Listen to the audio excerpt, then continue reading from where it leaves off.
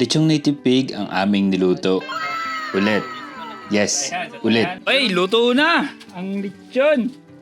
Yun! Para naman sa birthday ko. Anim ba yung mga alaga na yan kung hindi gagamitin? Special day ko muna ngayon.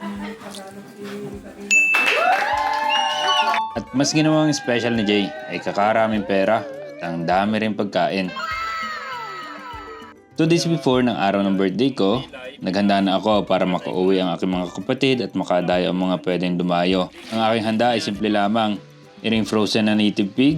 Oh, bago mambash. Ito ay pinakamaliit ko na native pig sa unang breeding season ko. Napilay pa siya. Then nagsimula na siyang mamayat dahil hindi makakain ng maayos. Kaya pinakatay ko na in advance bago pa matuluyan, tapos finreezer ko. Meron din tayong malaking isda dito, galing kay mami ni Jay. Thank you po. Iihaw naman natin yan. Kami na ang maglilechon at alam naman na namin. Ang mahirap lamang talaga dito kasi ay ibang pagkakatay. Kailangan ko lang na ilang katulong para mas mapadali ang buhay baga. Mas maliit sa plano natin ng lechon ngayon. Pero gusto na yan. Kompleto naman ang balat kaya ox na rin yan. Masusolve na ang karamihan dyan. Ang ingredients lang naman yan ay asin, paminta, bitchin, sibuyas at bawang. Ipahid natin sa loob and then lemongrass. Maraming lemongrass. Pagkatahe sa labas, ang ipapaligo natin ay sabaw ng buko. Pampapula at pampulutong yan. Isa lang na natin. Nagkamali ako sa part na ito. Ang kailangan dito ay dapat as fast as possible. Matuyo ang balat, mamula ka agad. Mabilis pero hindi naman kailangan masunog. Kaya dapat medyo malapit ang baga, malayo yun sa akin. Then yung mapulang part na nauna, yun lang ang papahida ng mantika. Ingatan na huwag mapahidan ang hindi pa mapula kasi for sure kukunat yung part na yon. Sa tiyaga naman at sa oras, namulo din lahat. Lumobo at nagmukhang mataba ang lechon natin. Habang iniin-in yung ating lechon, patapos na kasi. Sound check! Sabay ding niluluto ang dinuguan. Sarap niyan sa pulutan at ulam. Then si Jay ang nagluto ng spaghetti.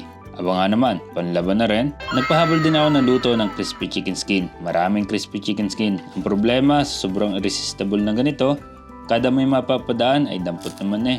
Inihanda ko na rin ang isda na inihaw.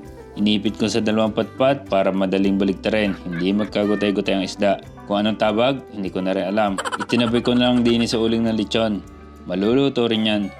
Naluto na ang lechon, ahunin na natin at makasimula na ng kainan at labanan. Si Jay, sabi ay bibili daw ng gamot. Ay kung saan-saan pala napunta, ay may niluluto palang bukod at may mga kasabot pa siya.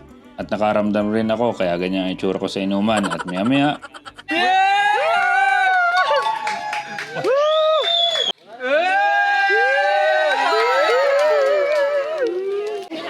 Basahin! Thank you. Yeah! Nagkapera pa nga ng marami. Makakapunta na ako sa inko. Thank you ulit, Jay. Huwag niyo hanapin niya sana. Nakadeposit na yan. Anyway, syempre pa, kantahan muna. At ihip ng cake.